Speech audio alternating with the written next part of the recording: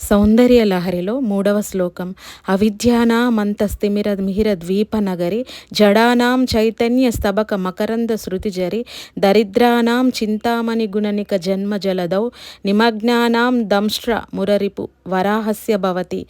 భావం ఏంటంటే, తల్లి ఓ జగజ్జనని, నీ పాదపద్మం నుండి వచ్చిన ధూళితో అది మాలోని అజ్ఞానం అనే చీకటిని సూర్యుడిలా తొలగిస్తుంది. జడత్వం ఉన్న మా మనసుకి చైతన్యం, జ్ఞానాన్ని ఇస్తుంది.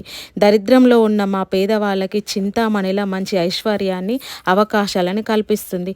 జనన మరణ సముద్రంలో మునిగిపోయిన మమ్మల్ని వరాహవతారం లాగా భూమిని Why did the little light go to మమ్మల్ని school? బయటకు Because it తీసుకొస్తుంది. wanted to ఇలాంటి be a little ఆటుపోట్లు brighter in the తట్టుకునే world సంసార every సాగరాన్ని single ఇదే. day by మాకు learning ఒక చిన్న something new. ఆశాకిరణం లాంటిది.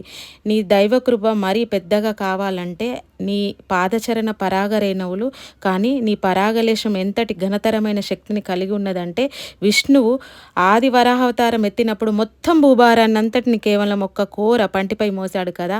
అంతటి భారాన్ని ఒక్కొక్క రేణువే కలిగి ఉన్నదంట. అనగా సామాన్యుని పాలిట సంసారం అనే పెనుభారం నిర్వహించడం వలన ఫెనుభూతమై నిలిచి భయం గొల్పుతున్నప్పుడు నీ చరణాలను ఆశ్రయిస్తే నీ దేవి పాదధూళితో అతి చిన్న కణమైన మమ్మల్ని మహాసాగరం దాటించే సామర్థ్యాన్ని కలిగి ఉంటుందని మా యొక్క నమ్మకం. ఇక ఇటువంటి పాదధూళి మాకు కొంచెం భాగం వస్తేనే ఇట్లా ఉంటుందంటే, ఇంకెక్కువ భాగం వస్తే అది కేవలం కొద్ది మందికే లభించినా ఇక ఆ పాదధూళి మహత్యం వేరేగా చెప్పాలా. నానా బాధలు తొలగిపోవడం మాత్రమే కాక మోక్షం కూడా లభిస్తుంది మాకు. అమ్మవారి పాదరేణు ఎంత శక్తివంతం అంటే, ఆమె కృప ఉంటే అజ్ఞానంపై జ్ఞానం పెరుగుతుంది, కష్టాలు ఆర్థిక సమస్యలు తగ్గుతాయి, జీవితం మారిపోయి మనుషుకి మాకు శాంతి కలిగిస్తుంది అని మా యొక్క నమ్మకం. అందుకే మేమైతే నీ యొక్క సౌందర్య లహరిని 100 శ్లోకాలు ఉన్నాయి కదా, ప్రతిరోజు ఒక్కొక్క శ్లోకము ఒక్కొక్క భావాన్ని అయితే మేము నేర్చుకుంటున్నాము.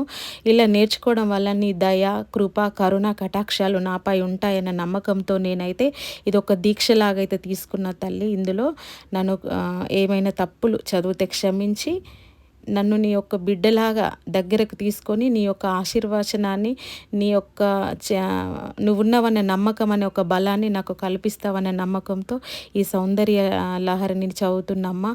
నన్ను క్షమించు. ఏదైనా తప్పుగా, నాకు ఇది సంస్కృతం కదా, చదవరాక ఏదైనా తప్పుగా చదివితే నన్ను క్షమించు. నువ్వు లలితాదేవివి, జగజ్జననివి. తర్వాత ఆపదలను నుంచి కాపాడుకోవడానికి ఒకేసారి గుర్తుకొచ్చే దుర్గామాతవి కూడా నువ్వే. అన్ని రూపాలు నువ్వే తల్లి. ఏ రూపంలోనైనా సరే నాకు నీ చెయ్యి అందించి చేయూతగా నిల్చు తల్లి అని నేను నిన్ను ప్రార్థిస్తున్నా. ఈ 3వ శ్లోకంతో నాకున్న కష్టాలు, నష్టాలు, ఆర్థిక సమస్యలు, మనస్